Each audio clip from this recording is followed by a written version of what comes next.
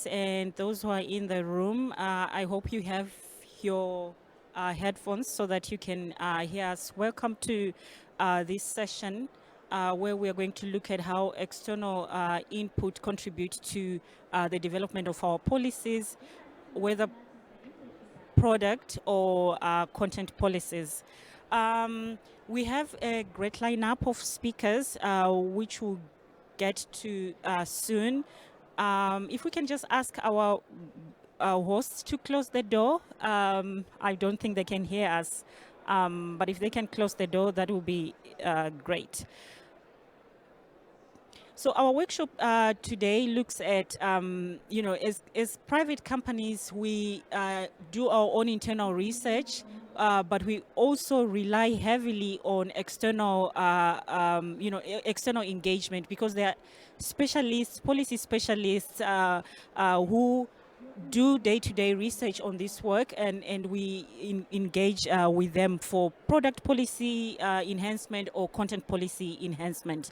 And we know that there are challenges and then there are opportunities. I'll just briefly go through some of the challenges that we face. And before I go in there, my name is Emila Gandhi and I'm with Meta. I'm the head of stakeholder engagement there. Maybe before I do my introduction, just quickly go through our experts today. If you want to introduce yourself as well. Sure. My name is Jeff Howard. I'm a professor of political philosophy and public policy at University College London and a senior researcher at the Institute for Ethics and AI at Oxford University. Thank you so much. And can we go to our two panelists online, three speakers online, if you can just quickly introduce yourselves. Okay. Hi. My name is Tomoai Mori. I'm currently an advisor for the Tech Africa project at the UN. Thank you for having me. Tomiwa, when you speak next, please increase your volume. Can we go to Connor, please? Yes, thank you. Hi, everybody. My name is Connor Sanchez, and I am with Meta. I'm on the content policy team, and specifically on the stakeholder engagement team. Pleased to be with you all today. I'm sitting in California. Thank you so much, Connor. And do we have our third speaker online?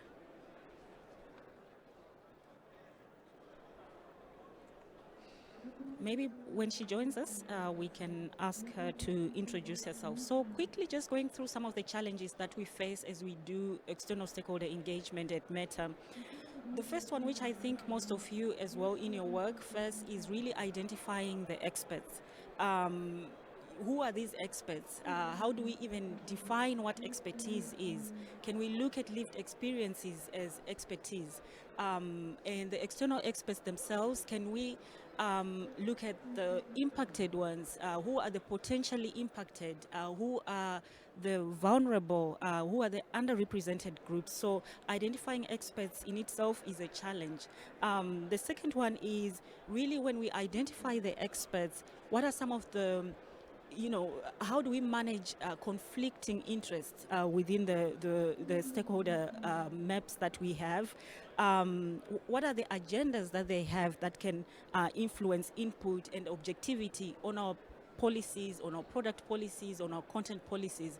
But beyond that, beyond just identifying the experts, really us, I think, acknowledging that with experts, there's a spectrum of experts. It's not just one type of experts. It's not just academics or civil society groups that I'm seeing in the room and also online. The third one is the different or, the power dynamics. Not all NGOs are the same. Not all stakeholders are the same. Different stakeholders have different, levels of influence within the stakeholder groups themselves and between the different stakeholder groups. How do we also communicate complex information? I'm happy to see, Jovan from Diplo as a former Diplo ambassador. I know you don't have your headphones. It's important. I think we have benefited.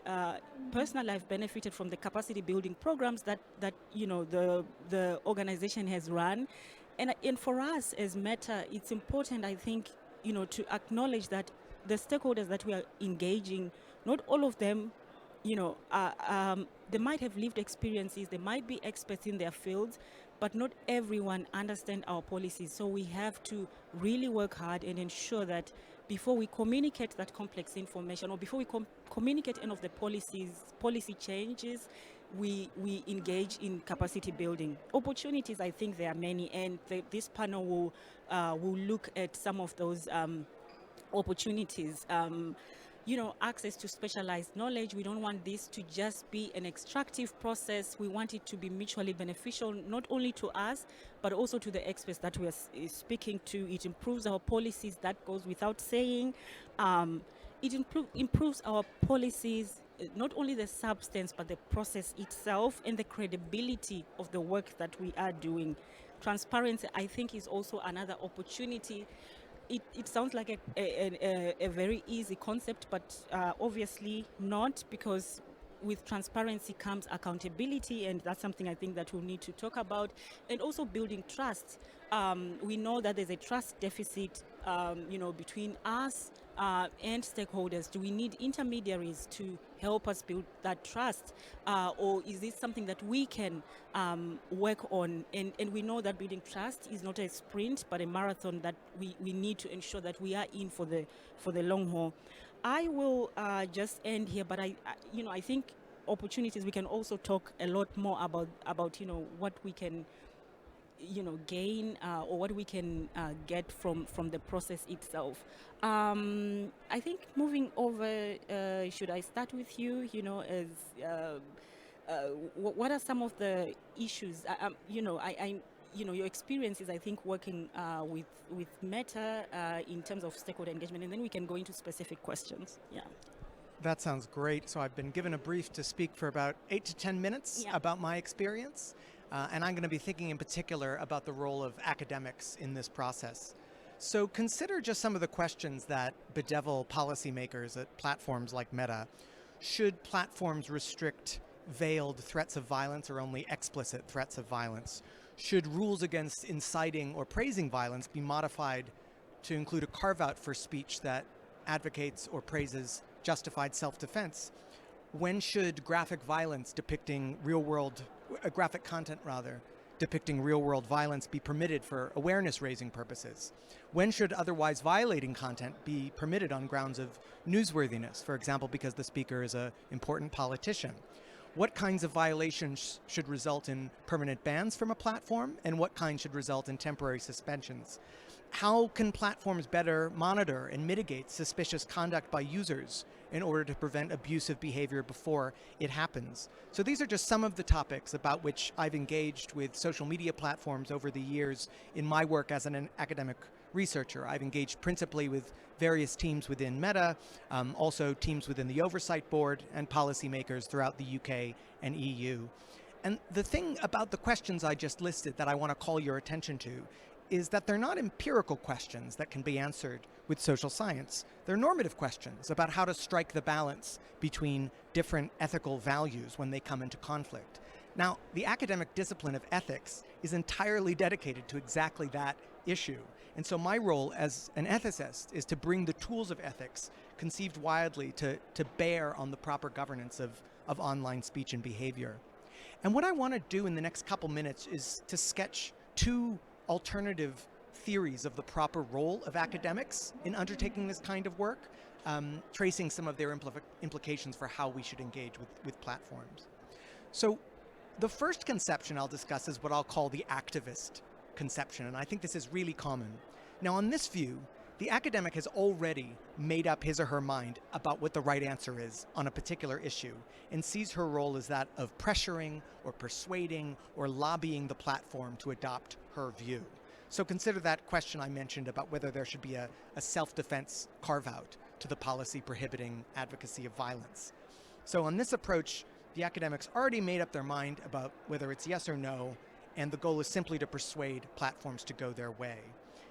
Usually, academics who follow this approach have already written an academic paper publishing exactly the view that they hope to defend, and then they want to be able to show that that paper has had impact for professional incentive reasons. So they're really activists for their own research. Now, I think this is a really common way of academics to engage, and I think it's completely misguided. I think it's the wrong way for academics to engage.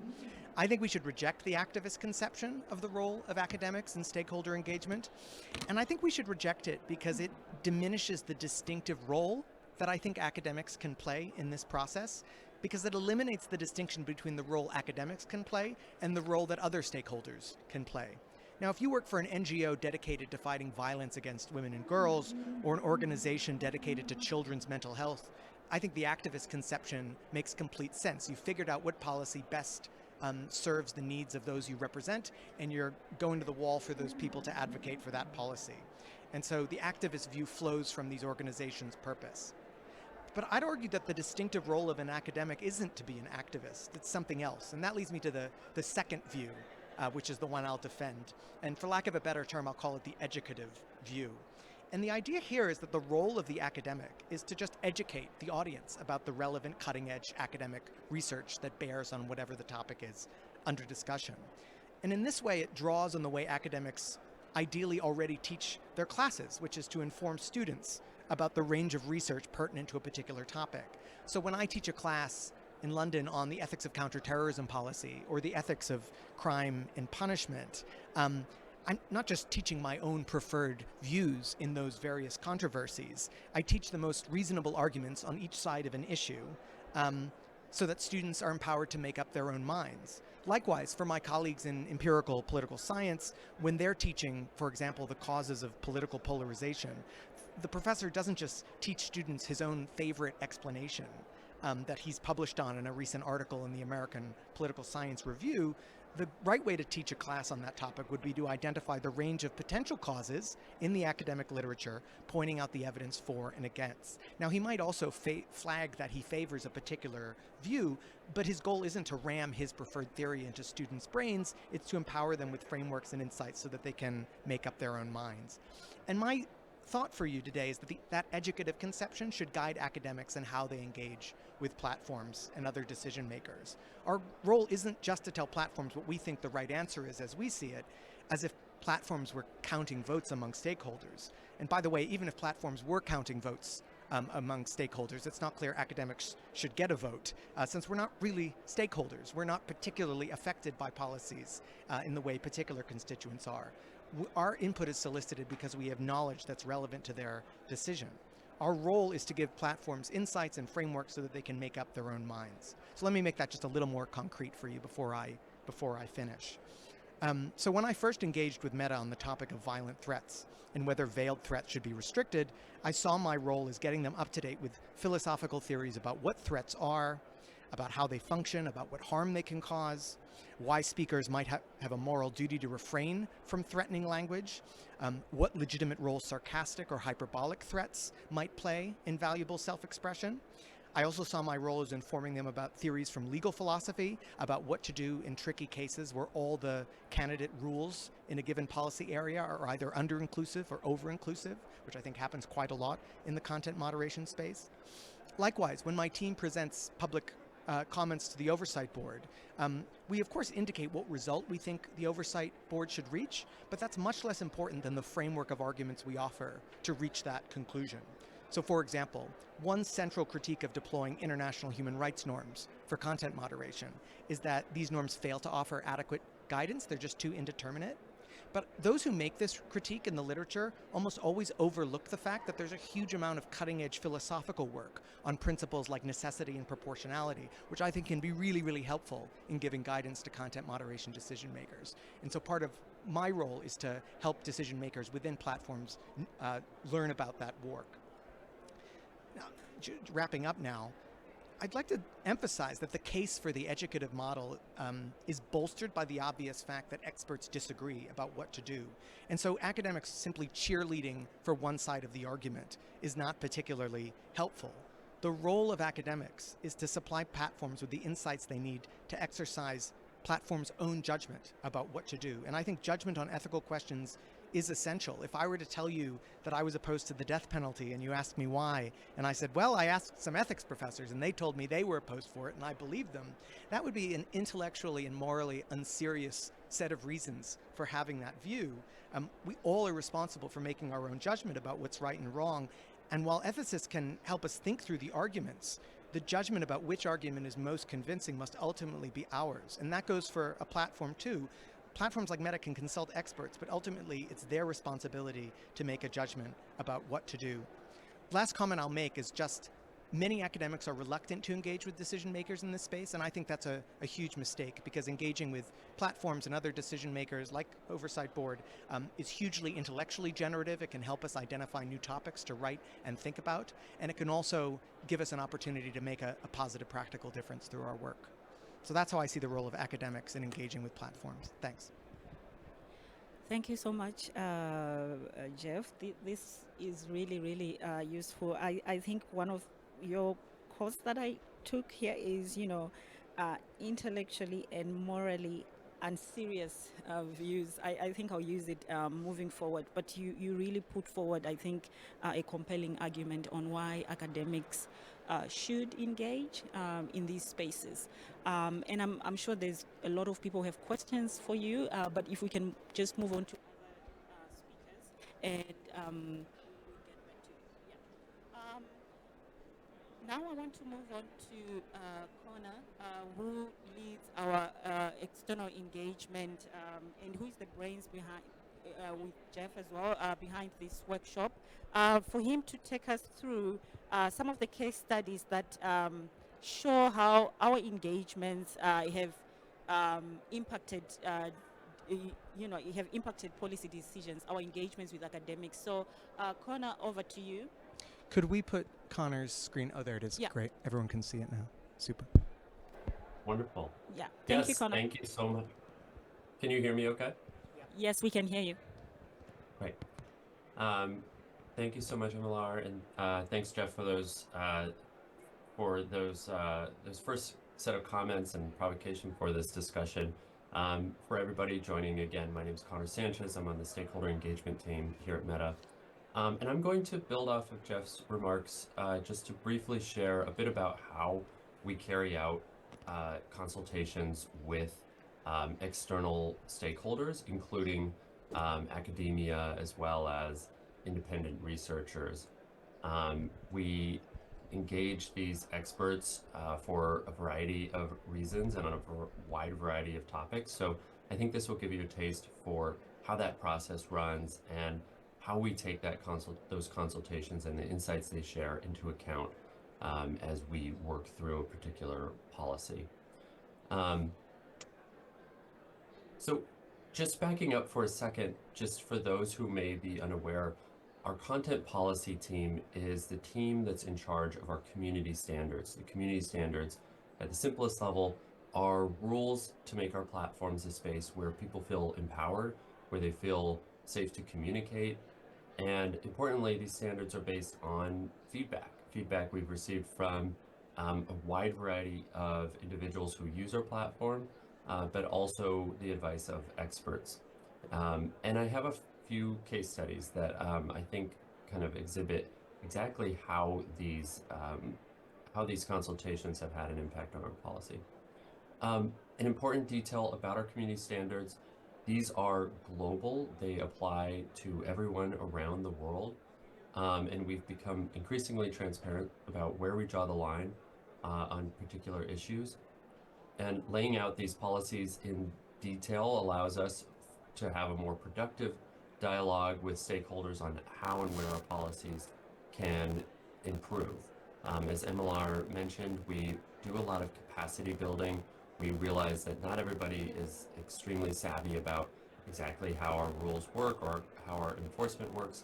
So we also do a lot of education to make sure that people understand kind of where the status quo is and why we've drawn the line in certain areas, even as we seek their feedback on improving and evolving our community standards.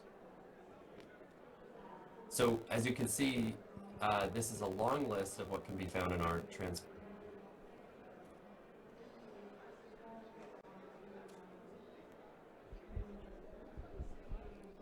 Guys, there's an issue with the microphone. Connor, we can't hear you.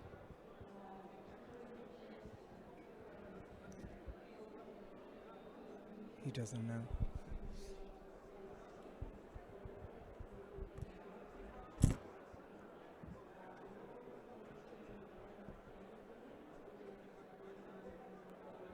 It's something that we seek feedback on. What is the proportional response to somebody who violates our rule? What happens if it's violated twice, 3 times, or 7 times? At what point does that person, we want people to learn about our rules. We want them to get better and come back and be a responsible community member. And so at what stage is that appropriate enforcement mechanisms? And just to give you a sense how we involve our experts into our policy development process, we really bring them in into a very robust process of how we're developing a policy. We create an outreach strategy to make sure that we are including a wide range of stakeholders, and then we carry out that outreach. Ultimately, as Jeff said, the decision sits with us. We take all of that, everything that we've heard from our consultations, and we provide that to our internal teams, to leadership, and we make a policy recommendation at what's called our policy forum. This is sort of the preeminent space within the company where we consider some of the biggest questions that are plaguing our community standards and make a decision on the direction that we want to go in. In terms of who we engage, this is the question I think I get the most, is how do you decide who to engage with? How do you find relevant experts? How do we make sure that some vulnerable groups or groups that haven't been heard are being heard in the process? There's no simple formula for doing this or how we would respond to this, but we have developed a structure and a methodology that helps guide us as we reach out externally. So in terms of who we engage with, first, we can't meaningfully engage with billions of people, though that is certainly our stakeholder base. It includes billions of people. So we seek out organizations that represent the interests of others. We also really look for expertise in particular fields, and these don't have to be experts in content moderation or content enforcement or even internet governance or platform governance, but really they could be experts in irregular migration, in psychology. All of those things can really be informative for our policy. And then in terms of the categories of stakeholders, we're looking at NGOs, we're looking at academic researchers, human rights experts. They can also be people with lived experiences who are on our platforms using our tools in certain ways. And in terms of guiding who we engage, we really have sort of 3 principles or values that we look for: inclusivity, expertise, and transparency, and making sure that we know that we're building that trust with the stakeholder base as we speak with them. So jumping into a few examples of how this has actually played a part in our policy development process. In 2022, we published what's called our Crisis Policy Protocol. And what this did was codify our content policy responses to crisis situations. The framework we aim to build would assess crisis situations that may require a specific policy response. And so we explored how to strengthen our existing procedures and include new components such as a certain criteria for entry and exit into this, into a crisis designation. So as we developed this, we sought consultations with global experts who had backgrounds in things like national security, in international relations, in humanitarian response, conflict and atrocity prevention, human rights experts. And in these consultations, stakeholders and the experts that we spoke to really helped surface key factors that that would be used to determine whether a crisis threshold has been met. And so this included, if there were certain political events or there were large demonstrations in the street, certain states of exception or policies that were put into place. All of these things were based on the experience and the expertise from the experts that we consulted, and really informed the criteria that we continue to use to this day. Another example is our functional identification process. So this policy focused on how we treat content that could identify individuals beyond explicit factors such as a person's name or an image, which obviously we already had policies for. If somebody's name was shared in a certain context or the image, and that posed a risk to them, then we would remove that content. But functional identification were more subtle factors that were information that was being shared about an individual without naming them, but that could still result in their being identified, and they could put at risk as a result of that identification. So the expertise that we sought with this policy development included privacy and data security experts, journalists who are often publishing the names of individuals in their stories who sometimes may need to remain anonymous. And so from there, we're really drawing on decades, if not centuries, of experience of individuals who have grappled with this question before of what details to provide in a publication that will be read by many, many people, and therefore the types of guidelines that they need to be putting in place to protect those identities.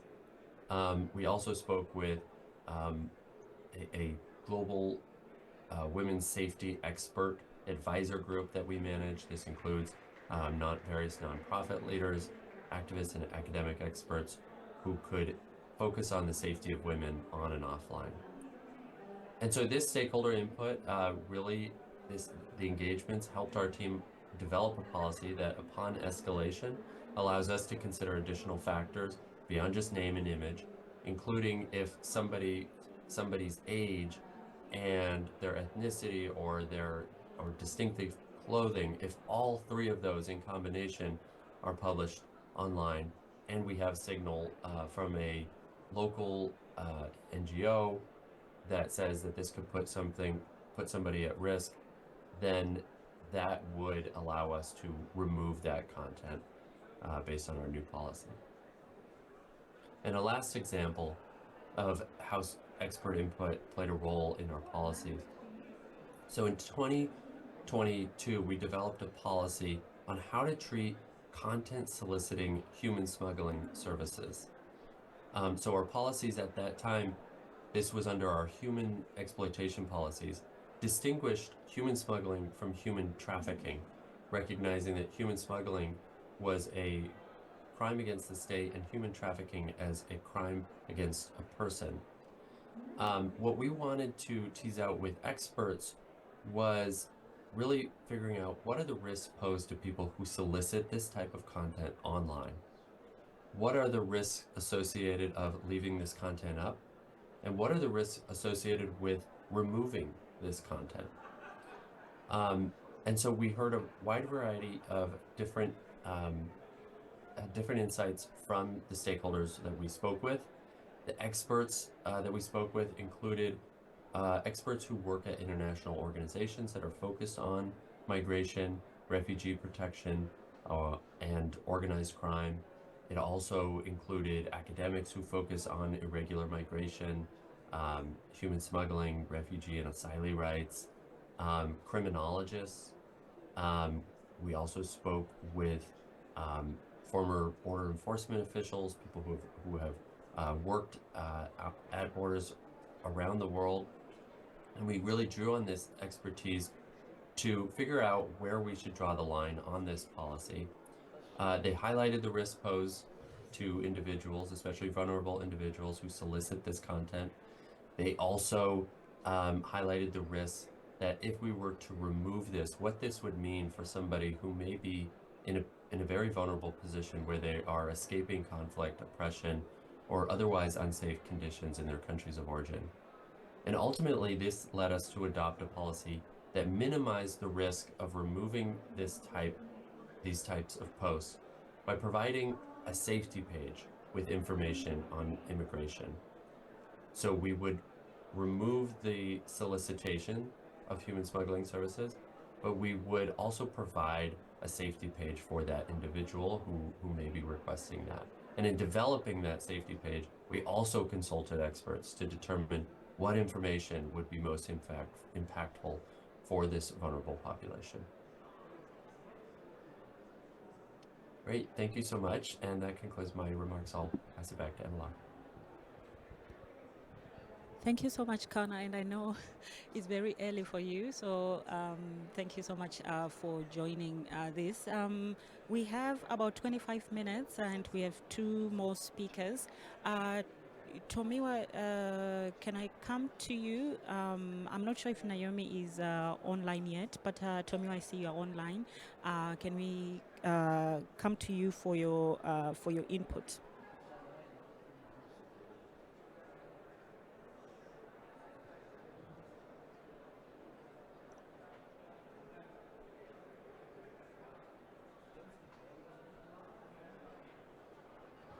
Tomiwa, can you hear me? Now I can. Yes, so Tomiwa will take us through how platforms like Meta can and should learn from human rights experts to ensure a rights-centered model for content moderation. Over to you, Tomiwa. Thank you very much, Emila. Can you hear me clearly? Can everyone hear me? Do I go on? Hear you.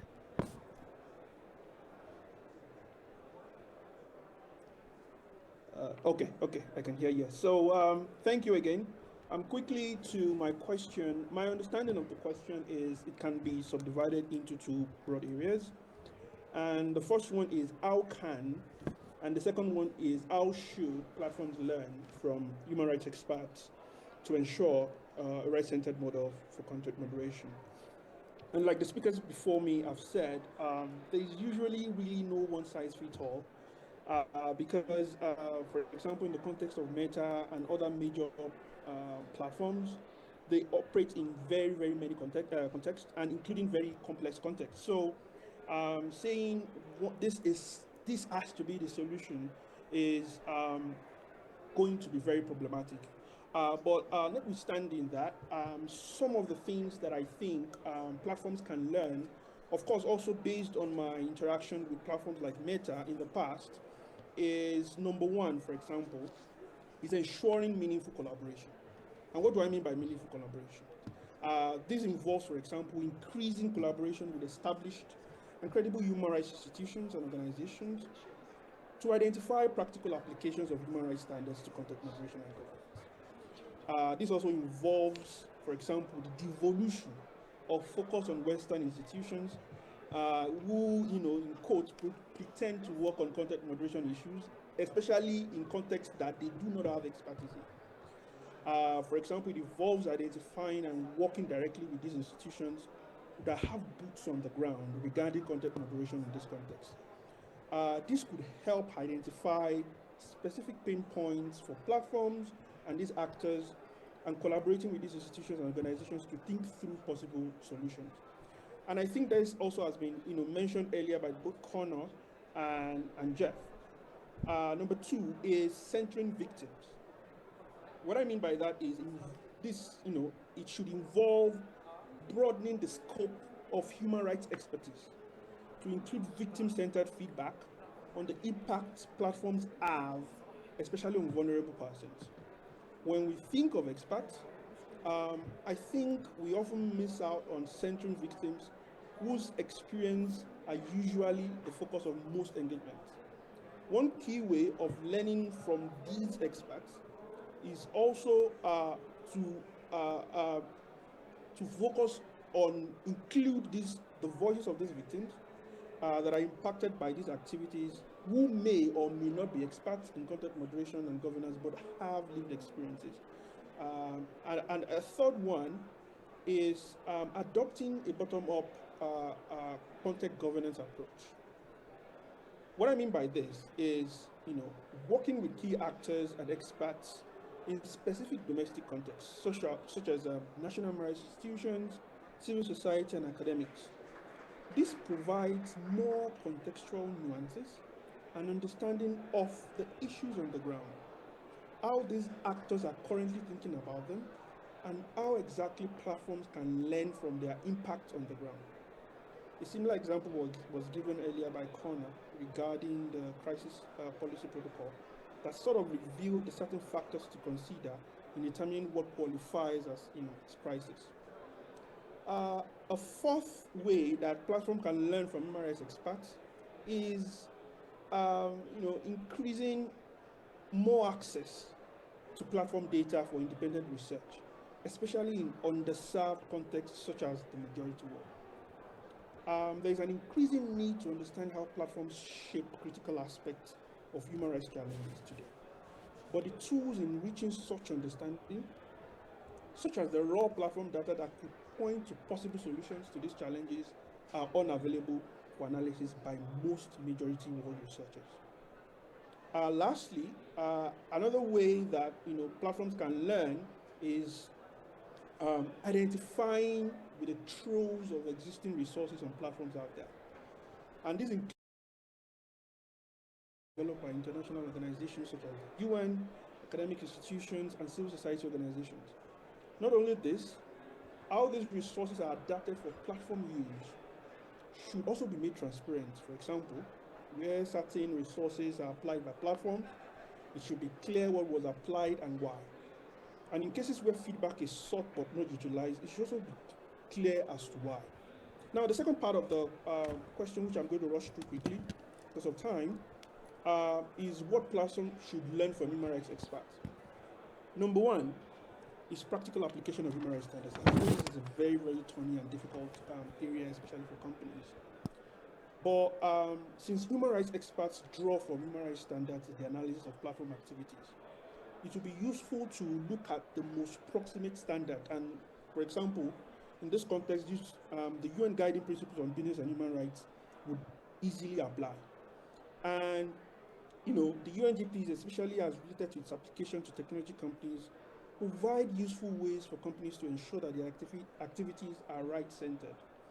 For example, one of such ways that the UN Human Rights has done this is through the BTech project, which focuses on the application of the UNGPs to digital technologies, and they have quite a lot of resources in this area. And the BTech's focus, they have four strategic focus. Number one is addressing human rights risk in business models, human rights due diligence and end use, accountability and remedy, and a smart mix of measures, which involves exploring regulatory and policy responses to human rights challenges linked to digital technologies. Another way platforms should learn from human rights experts include ensuring participatory development of content moderation rules and processes. And I was happy to listen to Connor earlier because this is a very practical demonstration of what this participatory development refers to. Thirdly is also proactive accountability.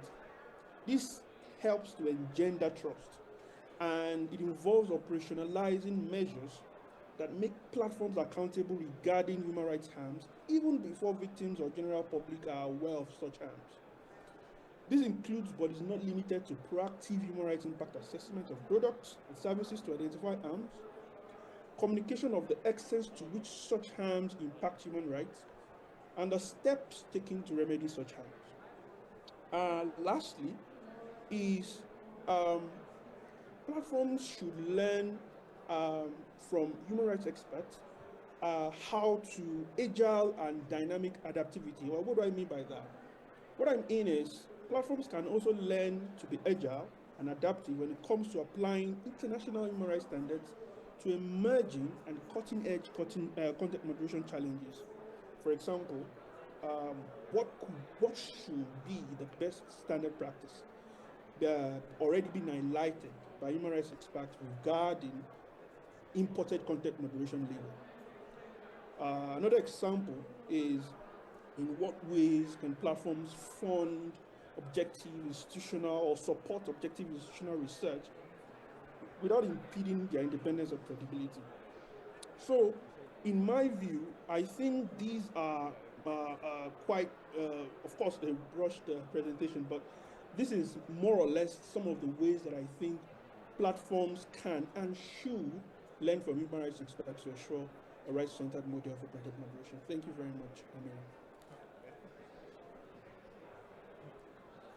Thank you so much, Tomiwa, for that. And I think you raised an important point regarding, you know, I think, you know, platforms being very transparent about the input that they take into consideration and why, and not just communicate the outcome. I'm not sure if Naomi is online. I can't see from here. If Naomi, if you're online, would you like to jump in? Naomi Schiffman is from the Oversight Board, and if she's online, she will discuss how the Oversight Board contributes to policy development, and she will also highlight how she built the academic and research partnerships program at Crown Tangle. Is she online? No. Okay. I think if she's not online, I think we can move into the discussion phase for this. We have a few more minutes. But before I ask questions, we've been talking for the last few minutes. Are there any questions for our experts? Yeah. Please introduce yourself and yeah. Hi everyone, it's Mike Walton from the UN Refugee Agency, and we've worked with a number of people on the call, so good to see you. It's about capacity, and I love the kind of approach from ground up, but I just wonder how much capacity there is both on Meta side and any other content platforms in really putting that resource where it's needed. And the issue of language comes up again and again in terms of capacity to support maybe a wide breadth of languages that aren't supported now. So how can we take that bottom-up approach, not just for policy development, but also for content moderation, and make sure that we have a really strong infrastructure there? I know lots of people are putting AI at the heart of maybe this can help us moderate content going forward, and that might be, you know, one possibility, but the doubts are there. So yes, what can we do, and is there enough capacity, and if not, how can we increase that capacity?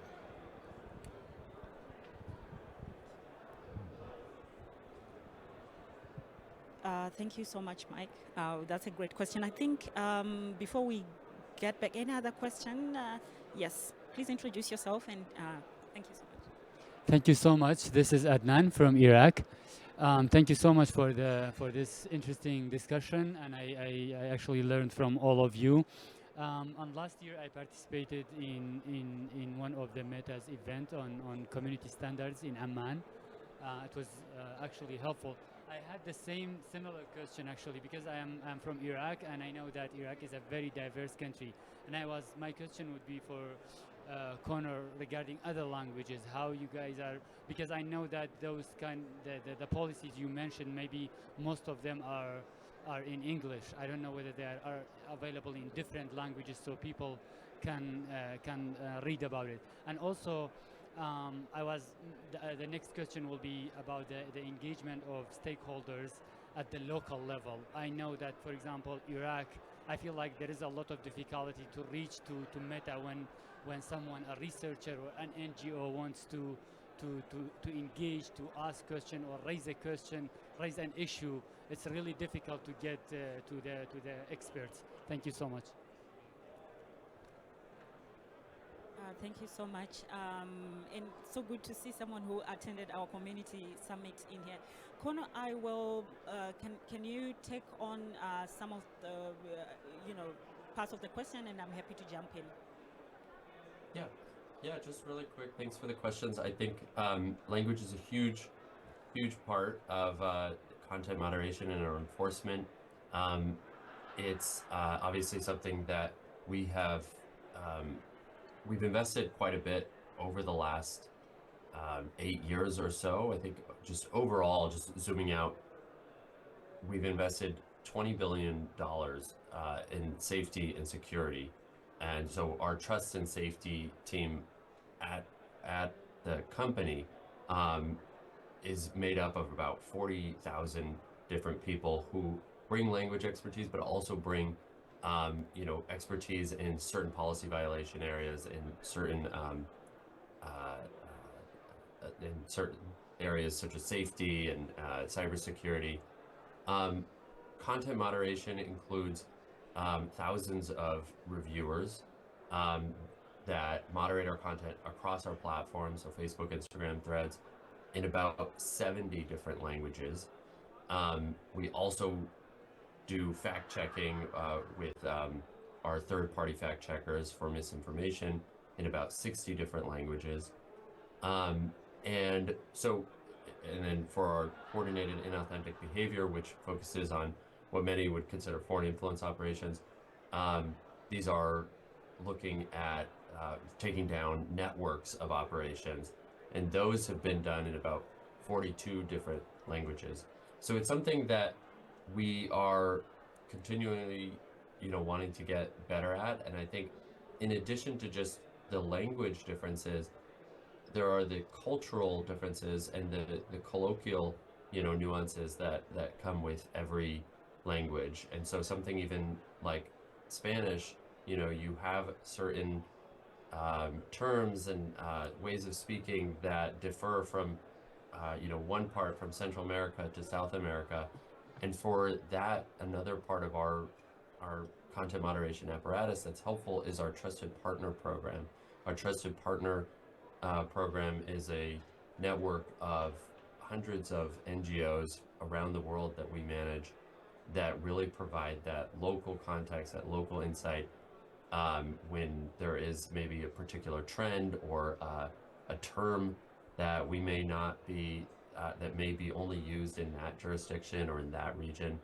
Then they can be informative for our policies as we're developing something or taking action on particular pieces of content. But MLR, anything else that I may have missed on that? I think you have, spoken about a lot of things there which are really, really relevant. Just to add, I think on some of the questions that you, Mike, right, you asked around, capacity on both sides. I think Connor has mentioned that we have 40,000, over 40,000 people in trust and safety. But I think you can never be at a point where like we have full capacity, like we know everything. Cultural competence is very important for us to understand. But also I wanted to mention one other thing where for us when we engage externally, it's also important to note that we have some external stakeholders or experts or people with lived experience, one who are willing and able to engage with us, some who are willing and unable to engage with us. And they're unable because maybe connecting to date, like internet connection is expensive or language capacity. While we have some local, team members, some people who can speak the languages, but sometimes we also ensure that we either meet people where they are at, where we can, but also support, connectivity, like support to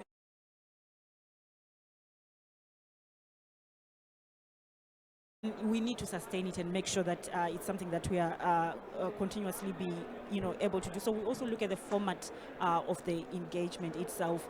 In capacity for us, we need to continuously, I think, look at the context and know where we have gaps, and also rely on space to say that was it. You could have done better in this. And we also learn a lot, not only from academics like Jeff or NGOs, but also from humanitarian organizations, because you are on the ground, you know what's happening, and you deal with people every day. And talking